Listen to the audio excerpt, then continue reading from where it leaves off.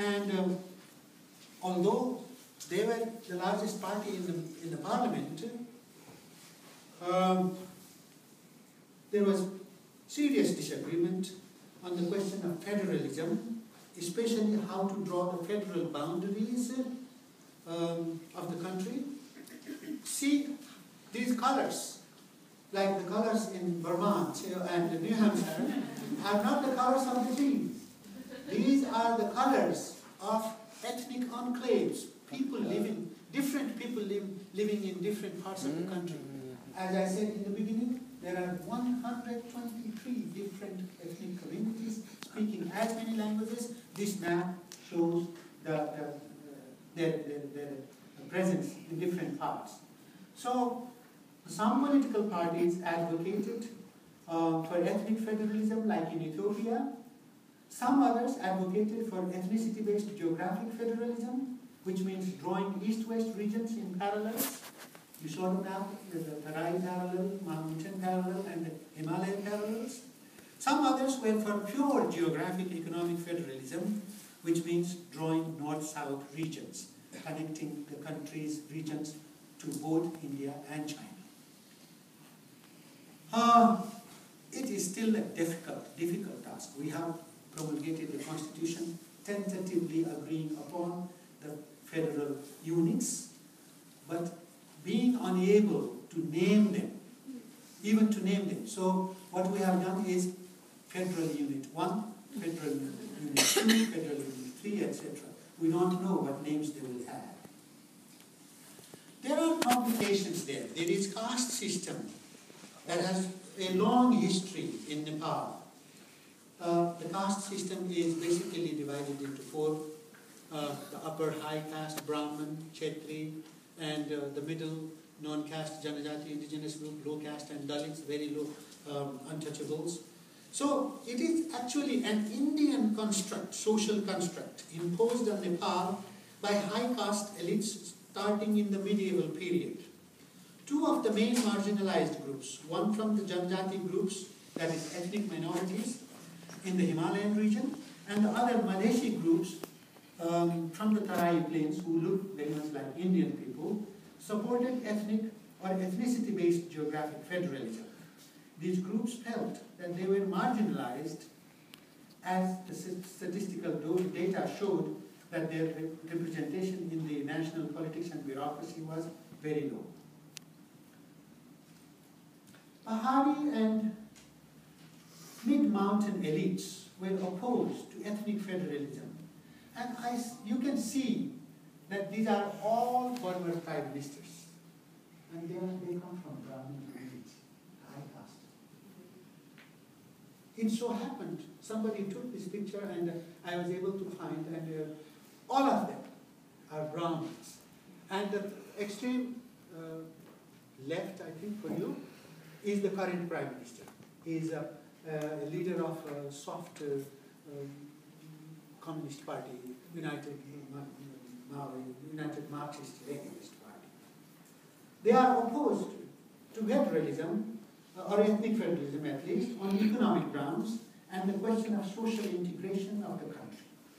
They argued that ethnic federalism would undermine the national unity and cultural harmony of Nepal. Both the supporters and critics of ethnic federalism are led by elites, as politics is always led by elites everywhere. Either ethnic elites or Pahari elites. Both sides have valid arguments, but both sides are being politically self-interested at the same time. People were frustrated with the political leaders and their procrastination and quarreling and quibbling over selfish issues. And there was no constitution in sight.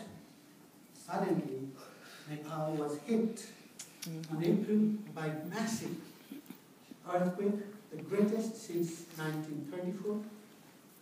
The central Nepal, including the capital city of Kathmandu, was the hardest hit part of the country. Some 8,500 people were killed. Some villages were entirely leveled, particularly Lantan Valley. Not a single house was there. Everything was swept by the glacier that swept the valley. And the houses, particularly in the rural areas, made from mud and stone, just collapsed, leaving nothing, burying a lot of people. Luckily, it was a Saturday, 11:54, and people were at work. And if it had hit sometime at night, or any other day than Saturday, school children, school teachers, God was kind to us. As devastating as the earthquake was, it brought the Nepali people from diverse backgrounds together to work toward a common cause in the way that we have not seen in a long time. At this point, let me tell you, we have a program called the Little Sisters Fund. Some 2,200 to 2,500 girls are being, some of them have graduated already, are being supported by friends like you in the United States, one individual supporting one little girl who has either no parents or has only one parent, or though she has both parents, but she is so poor that she cannot pay her tuition, but is very highly intelligent and academically sound. I walked to the hospital, government Tribhuvan University Hospital in Maharajganj, next to the American Embassy, and to my great surprise and pleasure, I saw my own girls that go to my school with the support from your contributions, with their gloves in hands and masks, removing bodies to the trucks, because bodies came very quickly. Very sick bodies, dying bodies, dead bodies. It was such a heartwarming scene to see these girls doing such voluntary work. And I asked one of the girls, my little one, who told you to come and do this work? And she said, no one, Sarah. No one. We came on our own. Such was the spirit. Such was the spirit. Teenagers. And they were angry with the government, with the leaders who did not come. The Prime Minister himself visited the epicenter after 12 days. There was a gridlock, of course, on the question of constitution. And they postponed the Constituent Assembly meeting for 2 months at the pretext of doing something for the earthquake victims. But not much came. And people themselves. I myself was under the tarpon with Newari friends, Tamang friends, Brahmin Kshatriya friends, and there was a British couple in an area as big as this for 12 days.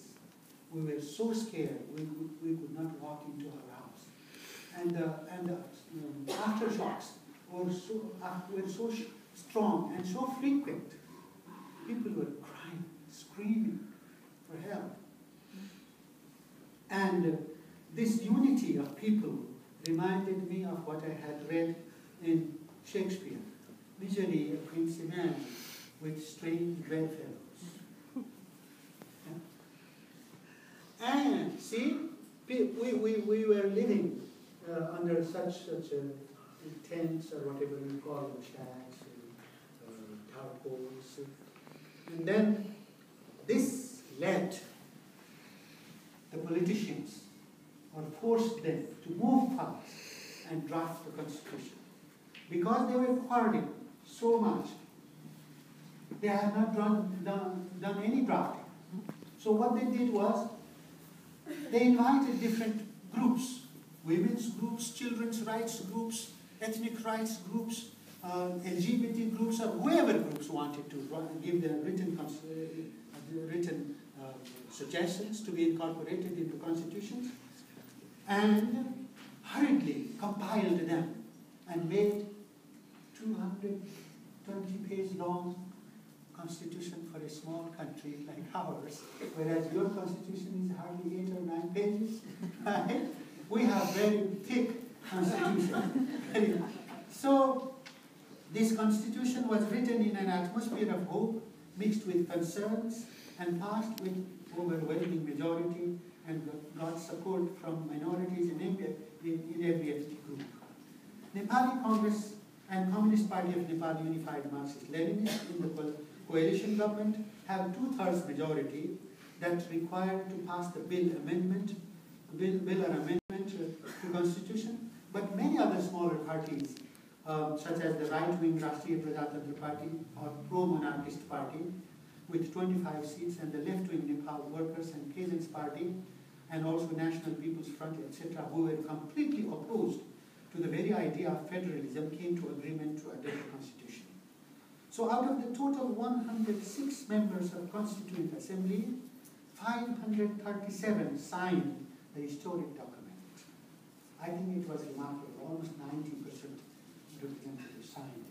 And I asked about other countries, the United States, when it was first promulgated, it was signed by 52-53% representatives. Later it was ratified by all. In case of India, it was about 65. But it is remarkable in the case of Nepal that 90% people, representatives signed it. Before this, there were constitutions written by different authorities in Nepal. In 1948, the last Rana ruler gave a constitution. People did not accept it. 1951 revolution had another constitution that was interim constitution. And then we had a 1959 constitution, a proper constitution, although given by the king to the people. And king was the sovereign of the country. And the king hoped that the Nepali Congress Party that overthrew the Rana dictatorship and restored the king would not gain 2/3 majority in the first ever elections in Nepal held in 1959. And he was shocked. He didn't like the prime minister, although he was very democratic, very good writer and thinker, philosopher, politically committed person. We compare him to Thomas Jefferson. He didn't like it. He put him in jail, dissolved the parliament, took all power, and started ruling directly.